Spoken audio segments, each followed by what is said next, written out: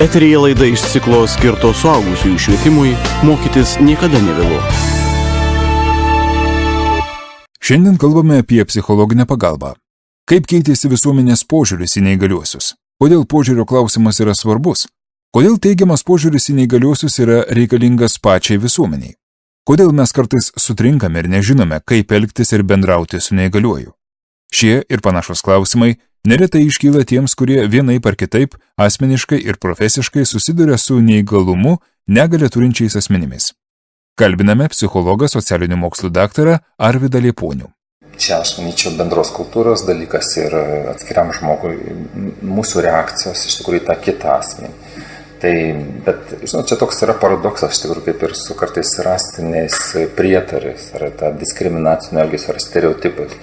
Tai iš tikrųjų žodžiais sakome, kad taip, mes visi lygus, mes visi tolerantiški ir panašiai, tačiau realioj praktikoje, kai reikia ar dirbti kartu su tokiu asmeniu, sakykime, ar dar kartais yra pačių net testuose, psichologiniuose konstrukcija, kurie matuoja stereotipus, ar norėtumėte dirbti su tokiu asmeniu, ar norėtumėte tekėti, kad jūsų vaikas ištekėtų už tokio asmens ir panašiai, kai jau prieinama iki tokių dalykų, tai aiškiai, kad vis dėlto mes nesam tokie labai tolerantiški ir pagaliau nesame tokie natūraliai adekvatus to kito žmogaus atžvilgiu. Jie pajunta labai greitai šitos dalykus ir jeigu Skandinavijos praleisite moterį per duris ir taip toliau, jie žinos, kad jūs iš Lietuvos toleruos tai.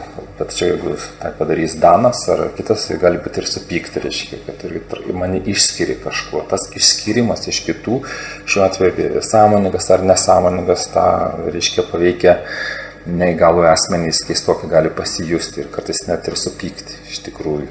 Kita vertus, neįgalių reakcijos neretai būna iš tikrųjų tokias narcisistinės lengvai ir tai irgi priklauso ir nuo auklėjimo stiliaus, kadangi tėvai gimęs neįgalus vaikelis yra paprastai, šiandien sakant, tampa kabutėse mažųjų fašistų, šokdinančių visą šeimą. Ir jam didesnis dėmesys, tolerancija paprastai būna ir tada kenčia kiti vaikai. Mažas vaikas dar nežino, kad jis yra kitoks, tik vėliau tai pradeda suprasti. Koks šeimos auginančios neįgalų vaiką vaidmuo? Psichologas, socialinių mokslų daktaras Arvydas Lieponius. Man teko Austrijoje būti psichoanalitikų vienam iš suvažiavimų, kur buvo tema skirta vaikų turinčių broliukus ir sesutes neįgaliuosius psichologinė būsena. Tokia tematika, gan reta, unikali tematika. Tai labai malonu, kad jūs keliate tokią problemą, tačiau tuose kraštuose jau seniai įgvildenama kaip tokia svarbi, kad ne tiek pačiam tam neįgaliajam tai atsiliepia, kiek kitiem broliukams ir sesutėms atsiliepia. Pagaliau pakeičia visos šeimos gyvenimo būdą. Ir neretai, žinoma, tada atsiranda tas kompensatoriniai tokie dalykai, kada tėvai stengiasi kompensuoti tam vaikui dovanom visokiais bonusais, kursus nupirkdami, prestižinius, mokydami meno, dainavimo ir taip toliau. Nors tas vaikas specialiai tų gebėjimų kartais ir neturi, bet jisai stumiamas iki tokio visiško narcizizmo, tarsi, pasąmoningai stengiantis kompensuoti kažkokias tokias problemas, ir patys tėvai natūralu išgyvena tą tokį, kai gimsta toks vaikelis, ar dėl vienų kitų priežasčių, ar nebūtinai gimsta, įvyksta taip, kad šeimoje atsiranda neįgalus asmuo.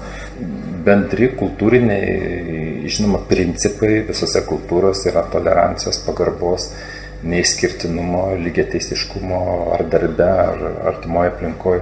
Tie principai turėtų galioti.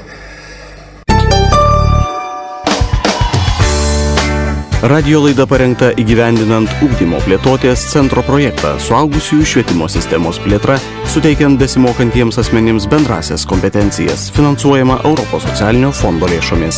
Daugiau apie projektą rasite tinklalapyje www.suaugusiųjusvietimas.lt.